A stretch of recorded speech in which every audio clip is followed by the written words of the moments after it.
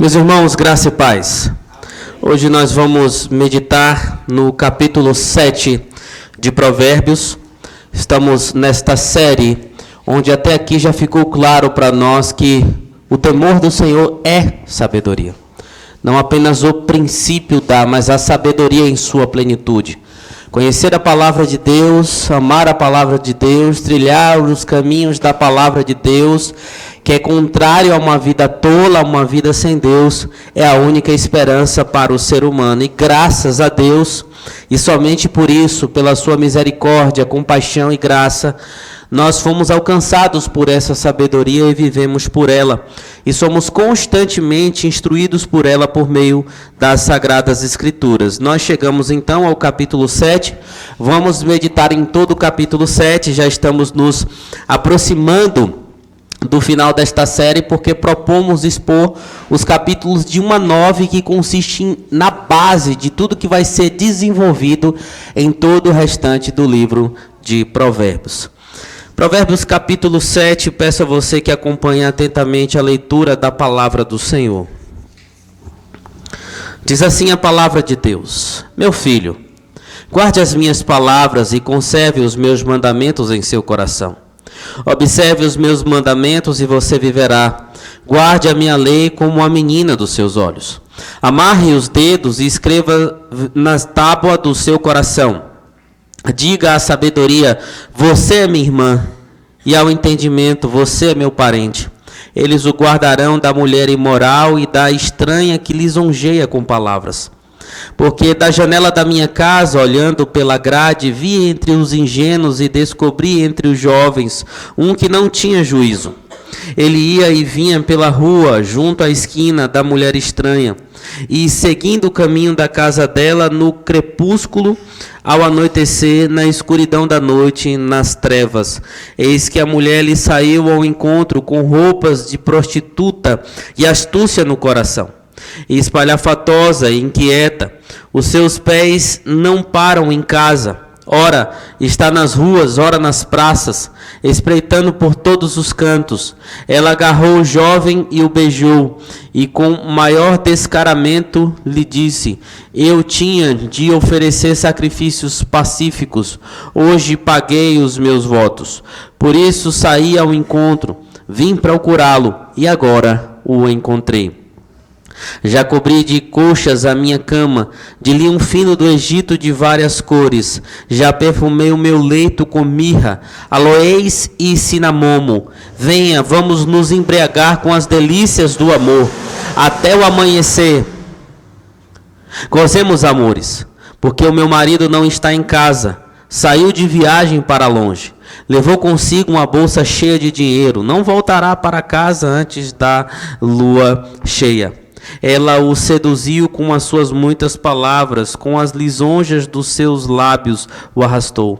E no instante ele a seguiu como um boi que vai para o matadouro, como um animal que corre para a armadilha, até uma flecha que lhe atravesse o coração. Ele era como a ave que corre para dentro do alçapão, sem saber que isso lhe custará a vida. Agora, meu filho, escuta o que eu digo e dá atenção às palavras da minha boca. Não deixe que o seu coração se desvie para os caminhos dessa mulher, e não ande perdido nas suas veredas, porque a muitos ela feriu e derrubou, e são muitos os que por ela foram mortos. A casa dela é caminho para o abismo, desce para as câmaras da morte. Vamos orar mais uma vez, pedindo ao Senhor que nos guie neste momento. Ó Senhor soberano, Deus trino, bendito seja o nome do Senhor, porque Tu és soberano, Tu sabes de todas as coisas. Nós louvamos a Ti, nós engrandecemos ao Senhor, nós nos regozijamos na Tua palavra, no Teu agir, e confiamos unicamente na vontade do Senhor que é expressa por meio da pregação da Tua palavra. Senhor, que neste momento nós possamos ser confrontados, instruídos, Senhor, e que o Teu ensinamento seja amplamente útil, como todo o é, para a nossa existência aqui neste mundo. Que o Senhor venha nos municiar contra a sedução da imoralidade sexual e qualquer outro pecado, ó Deus, conforme nos instrui a Tua palavra aqui neste momento. E que assim, Senhor, possamos, confiados em Ti, lutando contra o pecado, romper até o dia em que o Senhor nos chamar, ou até o dia que nós o vermos voltar entre as nuvens dos céus com poder e grande glória. Deus nos ajude, apesar de nós, apesar das nossas fraquezas, das nossas limitações, nos ajude neste momento. Assim que nós oramos em nome de Cristo, nosso Senhor e Salvador. Amém. Meus irmãos, a verdade é que muitos de nós, às vezes, temos a curiosidade de saber como funciona a vida animal. E é bem possível que quando você esteja pesquisando sobre a vida animal, você possa se deparar com a forma de acasalamento entre um macho e uma fêmea, louva a Deus. E quando nós olhamos para essa forma de acasalamento entre esses pequenos animais, você vai ver que a fêmea do louva a Deus possui um comportamento sexual bastante peculiar e até mesmo chocante. Ela, para atrair o macho, ela libera feromônios, o cheiro que vai atrair. Algumas espécies fazem até um tipo de dança da sedução. Mas logo depois que o ato começa, vem o preço da sedução, do acasalamento. Em cerca de 30% dos casos, a fêmea decapita e devora o macho durante ou após o acasalamento. É uma sedução que na verdade leva à ruína. E em certo sentido, nós sabemos que muitas coisas que acontecem na vida animal é capaz de ilustrar aquilo que muitas vezes acontece, em certo sentido, na vida humana. E este exemplo, queridos, lembra também como funciona o pecado, por exemplo, do adultério. E qualquer outro tipo de pecado que surge para tentar nos fazer cair. Seduz como algo que parece apenas ser prazeroso, mas o seu fim será trágico. Seduz como algo que vai ser bom no momento, mas o seu fim será trágico.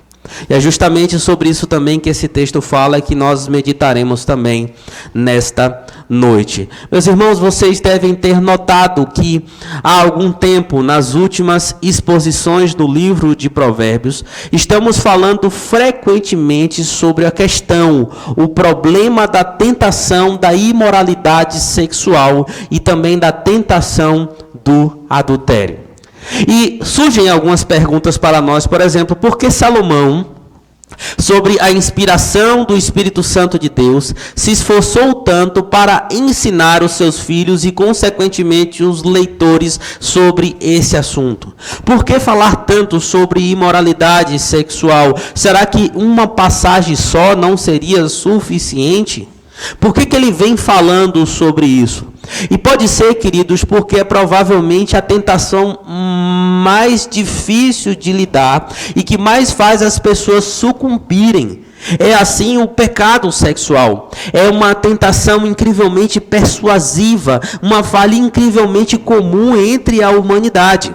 Então Salomão, ele dá a devida atenção a este tema, provavelmente por causa disso, pode ser por causa disso. Nós sabemos como funciona essa questão da imoralidade sexual, do adultério. Então é algo que atrai e faz a humanidade se afastar cada dia mais do seu Criador. Entretanto, como também já vimos no livro de Provérbios, a sedução da mulher adúltera, no que se diz respeito à imoralidade sexual, se expande para todo tipo de pecado que ilude, atrai e pode levar o homem para um destino trágico. Sendo assim, hoje, a partir deste capítulo que nós lemos e do verso de número 1, queridos, nós vamos ver mais uma vez como a palavra de Deus, ela adverte contra a imoralidade sexual, ela adverte contra aquilo que pode ser uma espécie de artimanha do pecado para atrair os tolos, mas também veremos como somente a palavra de Deus pode livrar o homem do fim trágico que toda sedução pecaminosa proporciona. Não se engane, o fim de todo o pecado é a desgraça. O fim de todo o pecado é a ruína. O fim de toda uma vida de pecado é a morte eterna. Sendo assim, vamos meditar então no seguinte tema: a sedução que leva à ruína. É sobre isso que o capítulo 7 trata. E nós vamos ver, queridos, que essa sedução que leva à ruína faz promessas de prazer, mas de fato conduz a um fim trágico, conforme nós vemos aí nos primeiros versos até o verso de número 23. Mas antes nós temos aqui aquilo que é chamado de prólogo, conforme nós vamos ver aí dos versos de 1 a 4, de uma forma comum que estamos vendo no livro de Provérbios. Esta é a quarta palestra do pai ao seu filho, com o intuito de livrá-los das artimanhas da mulher adúltera. A exemplo do que vimos outras vezes aqui, inclusive no capítulo 6, a partir do verso de número 20. E veja que a questão parece ser a mesma. Ele pede mais uma vez para que o filho possa guardar ou entesourar a palavra de Deus, os mandamentos em seu coração. Ele fala as minhas palavras, mas nós já vimos que as palavras do pai, que a lei da mãe, que o ensinamento que esse jovem está tendo no contexto familiar é uma referência total à palavra de Deus. Ele diz também que o filho deveria observar. A ideia de observar aqui é conformar a prática de alguém, ou seja, é olhar para algo e aplicar a sua própria vida, observar esses mandamentos e viver através destes mandamentos. A ideia aqui não é guarde e você viverá, mas guarde e viva, porque somente guardando a palavra de Deus, a vida verdadeira, se vive uma vida tranquila, uma vida sem percalços, uma vida sem problema. É isso que o pai está ensinando até aqui. Diz assim: guarde como a menina dos seus olhos. Na literatura bíblica, essa imagem de guardar como a menina dos olhos simboliza algo extremamente valioso e digno de proteção. Você vai ver isso em Deuteronômio 32:10 e Salmo 17:8. Por quê, queridos? Porque é algo muito valioso para qualquer ser humano. No nosso meio, que nós podemos observar que quando nós estamos com os olhos abertos, se algo vem atingir os nossos olhos, naturalmente eles já se fecham. Quando algo vem oferecer algum risco às nossas vistas, naturalmente eles já se fecham. Então é do ser humano, conforme nós observamos na vida de cada um, ter essa reação proporcional àquilo que oferece perigo. E a gente faz o quê? Guarda a menina dos nossos olhos. O nosso meio de enxergar, as nossas pupilas, né? Assim, numa linguagem mais comum a se falar. Então guarde a palavra de Deus como você guarda os seus olhos, como você protege os seus olhos. Também diz o seguinte: amarre aos dedos. Escreva na tábua do seu coração. Aqui a ideia de amarrar aos dedos é como os falactérios que os judeus utilizavam, algo prescrito lá já no livro de Deuteronômio, que era amarrar a lei de Deus no braço. Um pequeno pedaço contendo uma parte da lei do Senhor no braço para ir meditando. Às vezes se colocava também na fronte, na testa. Então, queridos, olhando para isso aqui, no que consiste essas orientações? Olhando para o que o pai vem falando, mais especificamente nesse texto aqui, no que consiste isso? Resumidamente, é um chamado a amar a Deus e a guardar a verdade dele no coração.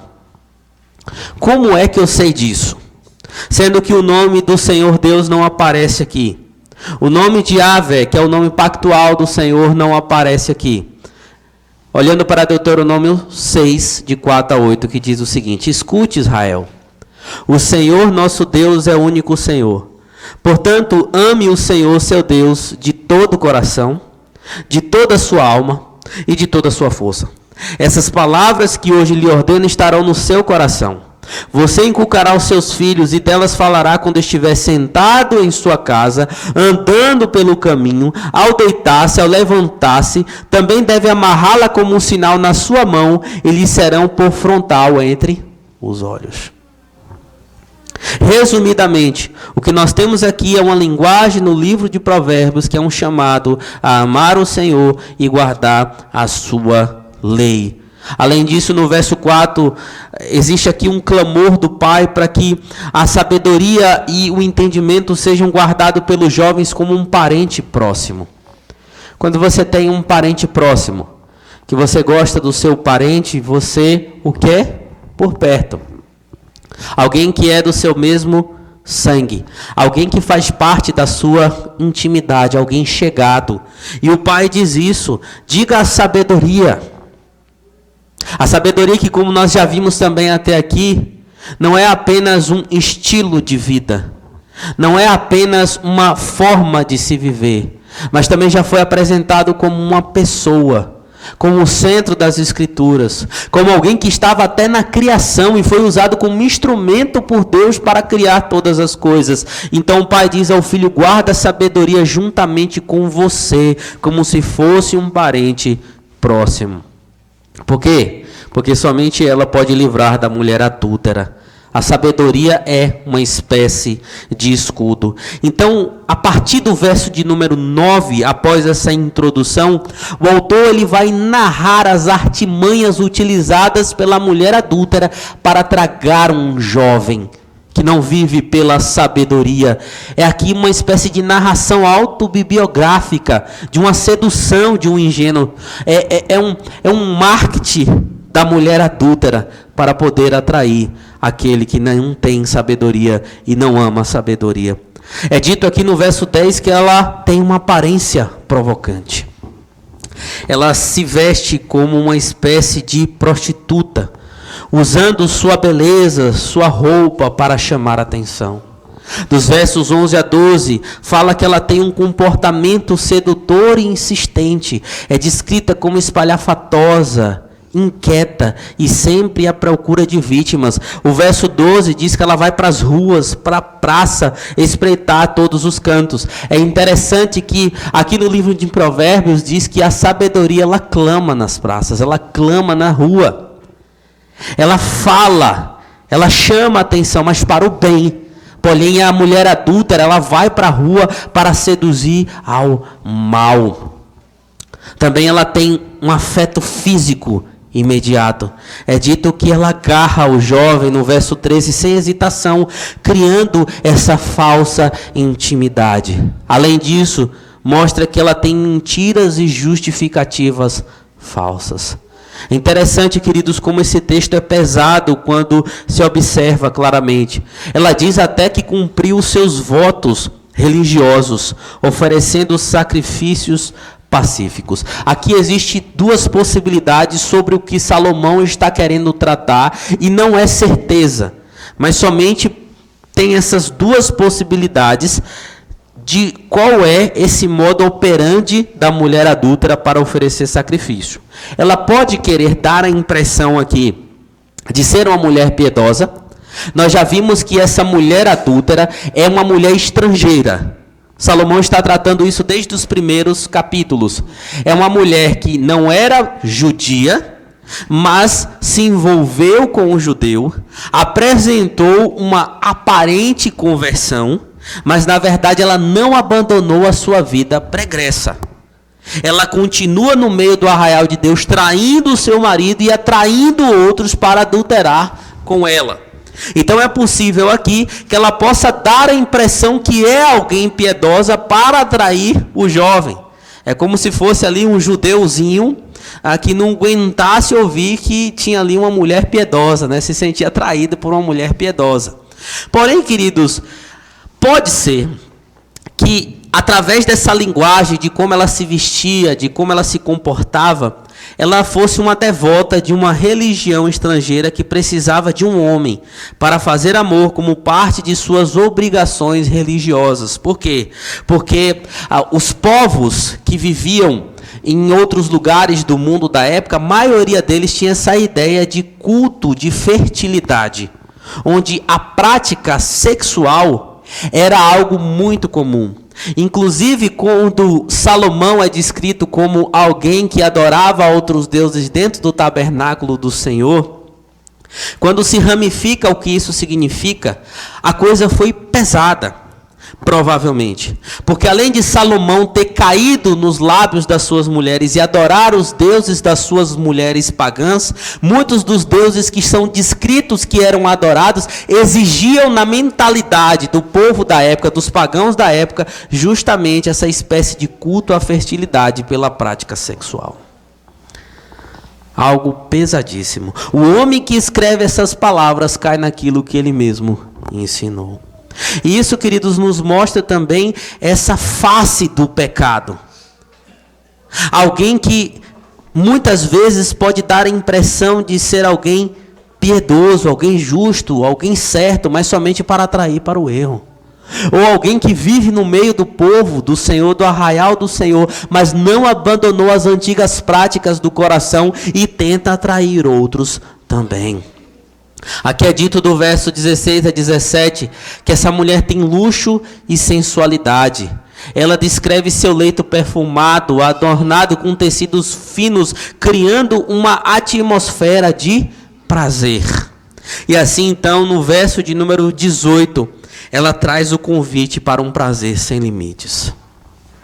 Propõe uma noite de embriaguez sexual, apelando para os desejos imediatos do jovem. Sabe por quê? Porque também ela alega que o seu marido está viajando e não voltará até que a lua cheia se vá, sugerindo que não há risco. Vamos fazer algo ali no oculto. Ninguém vai nos pegar, ninguém vai nos capturar, vai ser só nós dois. A mulher seja simplesmente alguém que de fato envolve a prostituição quando tem a oportunidade, quando vê o seu marido ausente. E assim então, eles não vão correr o risco de ver o que vimos no capítulo 6, um marido furioso, ciumento, que exige a morte daquele que adulterou com a sua mulher. Queridos, assim acontece o pecado quando nós estamos envoltos dele, querendo pecar. Quando não estamos sob os olhos de quem nos supervisiona. Muitas vezes olhamos e dizemos assim: agora é hora.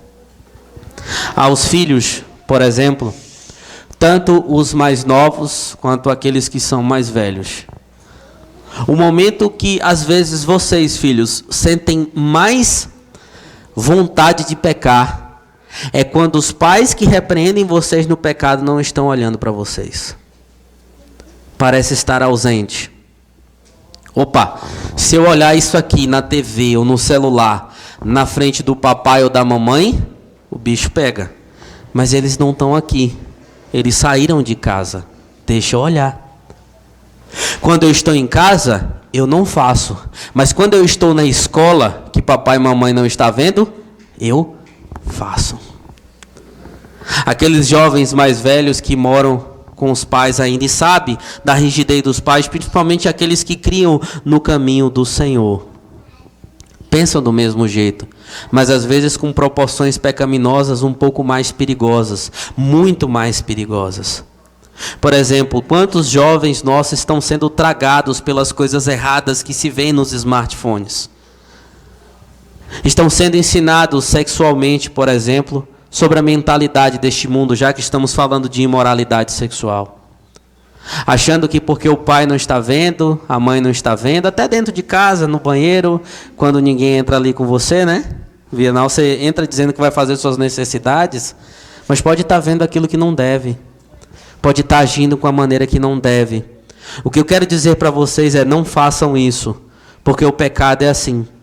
Ele seduz nessa armadilha, dizendo que não tem ninguém para supervisionar, então você está livre para fazer qualquer coisa. E nessa área, por exemplo, sexual, não deixe que o mundo te ensine sobre sexualidade. Não deixe que o mundo te atraia. Não deixe que o mundo diga como você deve se portar ou não diante disso. Mas busque na palavra do Senhor o que fazer. Busque o que o Senhor quer que você faça nisso. Entenda que há um tempo para tudo. Que você tem que conhecer alguém, que você tem que se casar e viver aquilo que é propício para você, e não antes disso. E não ache, queridos, não ache que porque os seus pais não estão vendo, vocês podem fazer. Porque tem alguém muito mais importante de olho em você, que é o próprio Deus. Agora, queridos, quando nós observamos este exemplo que está sendo dado aqui, vamos ramificar até mesmo para todos. Sabe uma coisa que nós devemos observar? Às vezes, quando nós estamos sozinhos, o nosso coração é sempre arrebatado por alguma coisa. É sempre arrebatado por algo que nos toma, quando nós não estamos na presença de ninguém, nem da igreja, nem do cônjuge, nem de filho. Às vezes, o pecado que está ali latente nessas horas salta. Mas como disse Tim Keller, um dos ídolos mais perigosos do teu coração sempre surge quando você está sozinho. Quando parece que ninguém está vendo.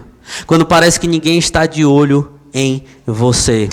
E quando nós queremos pecar e dar vazão ao pecado, dá a impressão que até mesmo o nosso noivo está ausente. Você já parou para pensar nisso? Quando você fala assim, eu estou obstinado, eu vou pecar, eu vou ceder a isso. Você olha, será que o Senhor Jesus está me olhando? Não. Né? O Senhor Jesus não está aqui perto de mim. Não, pastor, ninguém fala isso, porque todos nós sabemos que o Senhor é onipresente, mas quando você quer pecar, o seu coração diz isso. É como se você tivesse carta branca para pecar e o Senhor tivesse com os olhos virados para a sua situação. Vou fazer, eu quero fazer, eu estou obstinado para fazer, não importa onde o Senhor Jesus está, Ele não está aqui, então eu vou fazer. Saibam, meus irmãos, isso é um engano do pecado, porque o Senhor vê todas as coisas. Você já parou para pensar que se o Senhor, que chegava no Éden, à virada do dia, estivesse no momento em que Adão e Eva cederam à tentação de Satanás, eles poderiam dar uma segurada, talvez, em não pecar? Já pensaram nisso? Mas quando eles pecam, aparentemente o Senhor não está ali. E quando o Senhor chega, o Senhor que vê todas as coisas, já era tarde. Mas o Senhor estava assim, entendendo o que estava acontecendo ali. O Senhor não foi pego de surpresa. O Senhor sabe de todas as coisas. Então não tenha essa impressão que Deus não está vendo o que você está fazendo. Sim, Ele está. Saibam, Cristo tudo vê, conhece bem e sabe o que se passa no nosso coração. Quando nós olhamos para João capítulo 4, no diálogo com a mulher samaritana, Jesus ele dialoga com aquela mulher para mostrar que ela precisava da água da vida que ele mesmo era. E para isso ele faz o quê? Aonde está o seu marido? Essa é a pergunta de Jesus. Está falando de água, de adoração, do nada, cadê o seu marido? A mulher fala como alguém que tem uma tentativa de esconder essa parte sensível e pecaminosa da sua vida. Ah, não tenho marido, disseste bem. Já tiveste 5, que tem agora não é seu. Mas Jesus, ele expõe a culpa daquela mulher para mostrar a sua necessidade de redenção nele. A sua culpa precisava ter a água da vida para purificar o coração daquela mulher.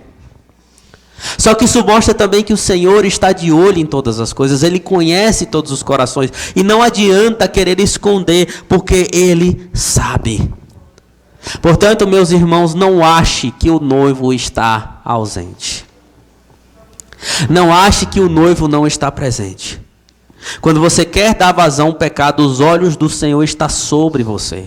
Inclusive é o próprio Antigo Testamento que deixa isso claro através do termo hebraico lifena, que é, ou lifenei. Alguns têm essa forma de expressar também a língua hebraica nesse termo, que é o mesmo que está no primeiro mandamento. Não terás outros deuses diante de mim. Essa expressão leva para a tradução, não terás outros deuses diante da minha face. A ideia é que a face do Senhor sempre está diante do seu povo. Ele vê todas as coisas. Portanto, não pense dessa forma. Por fim, é dito aqui que a mulher ela tem essa persuasão verbal. Ela usa palavras sedutoras, lisonjas, para convencer e manipular as emoções do jovem. Mas no final, nos versos 22 e 23, o jovem cede. E o texto alerta que isso é um caminho para a destruição, como um animal indo para o abate, onde uma flecha atravessa o fígado, que na mentalidade da época era a sede da vida de um animal. Está indo para o abate para ser morto. Portanto, meus irmãos, o pecado parece inofensivo, mas custa a vida. Entenda isso. Todo pecado custa vida. Aqueles que morrem no pecado vai custar a própria vida. Mas o pecado dos filhos de Deus custou a vida do nosso Senhor Jesus Cristo. Pecado custa vida. O pecado, ele nunca começa com a sua forma final. Ele seduz com pequenas concessões. Deixa eu só dar uma olhadinha. Mas no final, ele escraviza gradualmente, até que a pessoa esteja totalmente tomada. Quais esquinas você está frequentando, meu irmão, minha irmã? Quais ambientes, quais hábitos, quais pensamentos estão te levando pouco a pouco para longe de Deus? Olhe para o teu coração e veja isso. A frieza espiritual, a falta de amor pela casa do Senhor. Tudo isso é reflexo de algo, por exemplo, que vem aos poucos sendo implantado no coração, fora os outros pecados. Mas vamos aprofundar isso aqui. Esse texto não é só sobre sexo, mas é sobre idolatria. É trocar Deus por algo que parece oferecer vida, mas só dá morte. Por que as pessoas no passado buscavam ídolos longe do Senhor? O próprio Deus falava pelos seus profetas: esse povo me abandona por causa de deuses de outros povos, e vocês não vê eles fazendo a mesma coisa, abandonando os seus deuses. Porque, queridos, é a falsa impressão que se dá no pecado da idolatria do coração, que esses deuses falsos, essas coisas falsas podem oferecer mais vida do que o próprio Deus, mas só dá morte. É o mesmo que aconteceu com Adão e Eva, travestido de outra forma. E qual é o antídoto para isso? Não é tentar ser bom, não é simplesmente fugir do pecado, mas é, queridos, correr para aquele que disse: vem a mim e você jamais terá fome. Venha a mim e você jamais terá sede. Porque se o seu coração sente necessidade de algo para te dar sentido ou te dar prazer, Jesus é o único que pode suprir a alma do homem completamente. Todo sentimento profundo de necessidade de dar vazão ao pecado, entenda isso, é um alerta que na verdade precisamos mais de Cristo. É isso que o pecado faz. O homem é uma bússola desregulada no pecado. Ele precisa achar Deus, ele precisa achar um sentido, mas porque ele não acha, vai preencher com o pecado. Mas todo desejo latente de pecado é um alerta que nós precisamos da única coisa que pode nos suprir, desse alguém que pode nos suprir, do Senhor de todas as coisas, que é Cristo Jesus. Pecado é sedução e morte, mas Cristo é o caminho de vida. Porém, meus irmãos, o pecado, a sedução que leva à ruína, faz promessas e conduz a um fim trágico. Mas apesar dessa sedução, nós podemos ver aqui que ela não destruirá somente aqueles que guardam a palavra de Deus. A sedução do pecado não destruirá aqueles que guardam a palavra de Deus. A partir do verso 24, isso fica muito claro aí. Agora, meu filho, escute o que eu digo e dê atenção às palavras da minha boca. Veja que o verso 24 começa de forma quase idêntica aos primeiros versos. E aqui, uma outra coisa precisa ser destacada. Por que o pai chama a atenção? Por que o pai chama o filho aos caminhos da sabedoria? Por quê? Porque, queridos, existe a importância de sempre ter o coração, sempre ter os ouvidos atentos aos mandamentos do Senhor. E não é apenas, queridos, preencher o coração com boa vontade, mas é justamente ter a palavra de Deus em todo o nosso ser. Não é apenas abandonar o pecado, mas preencher aquilo que o pecado queria preencher com a palavra de Deus, como observou, por exemplo, J. Adams. Ele observou nas Escrituras, e está claro isso quando a gente observa, que a questão toda não é abandonar o pecado, mas é tirar aquilo que é pecaminoso e preencher com algo que é santo. Paulo diz isso: se você mente, fala a verdade.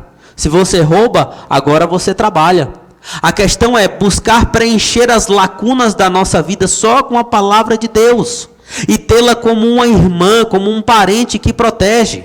A vitória sobre a tentação é possível através da palavra de Deus.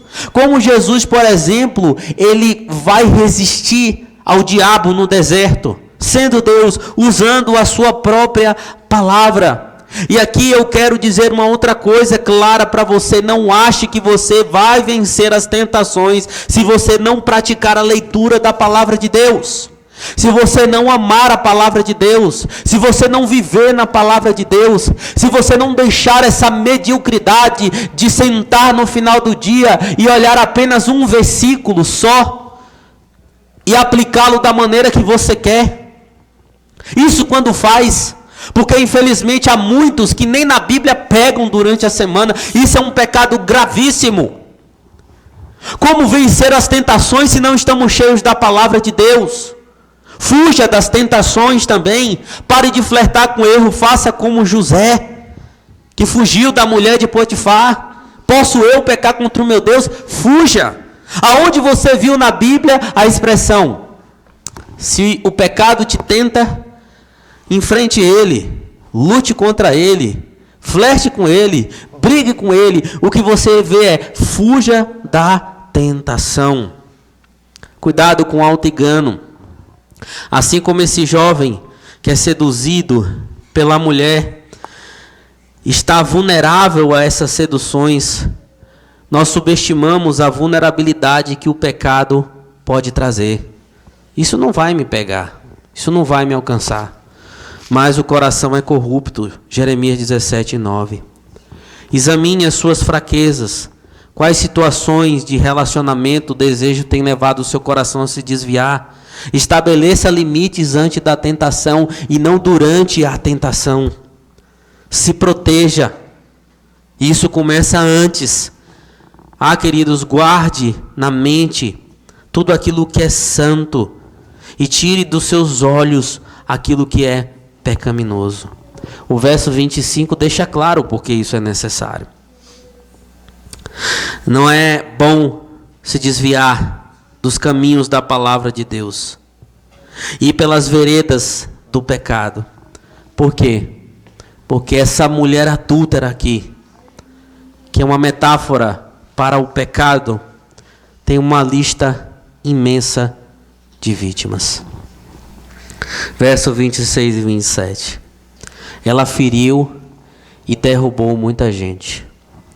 Qualquer indivíduo que entra na sua casa está a caminho da sepultura, do Sheol, como se segue para as câmeras da morte, que vai ser desenvolvido melhor aqui em Provérbios 9, a partir do verso de número 13. Quantos são aqueles, queridos, que o pecado fere e mata? O pecado é uma desgraça absurda. As pessoas vivem pecando como se fossem livres, mas estão sendo feridas e levadas para a morte, para o abate. Quantas pessoas morreram hoje? Eu não tenho um censo exato aqui, mas certamente foi muita gente, né? No dia de hoje, muita gente morreu. A maioria foi ferida pelo pecado e foi para a morte eterna. Quando tentado, você deve se perguntar: qual é o preço? Qual é o preço desse pecado? Pecados têm consequências. Nós estamos ensinando isso aqui. Pecados têm consequências. E você tem que se perguntar. Nós agimos como tolos, muitas vezes, quando queremos pecar. Quem adultera, quem rouba, quem mente, quem fofoca, quem é maledicente, ou qualquer outro tipo de pecado capital, pecados horríveis contra o Senhor, Todo pecado tem consequências. Se pergunte antes e peça misericórdia a Deus. Pecado não é sobre liberdade, é sempre sobre escravidão. Sempre sobre escravidão.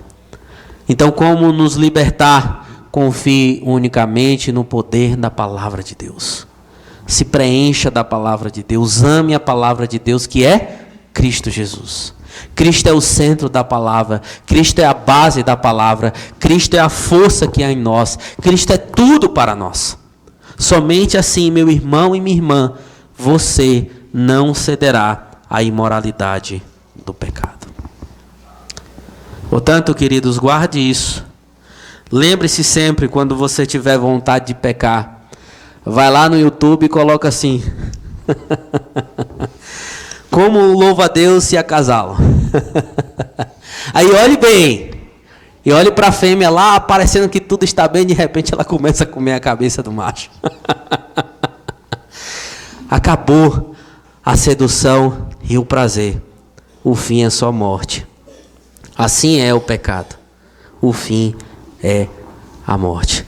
Mas que o Senhor tenha misericórdia de nós. Vamos então, queridos, neste momento, cantar que o Senhor Deus é o Deus da nossa salvação. É a nossa rocha, a nossa segurança. Sem Ele nada nós podemos fazer. Então é nele que nós sempre iremos nos apegar.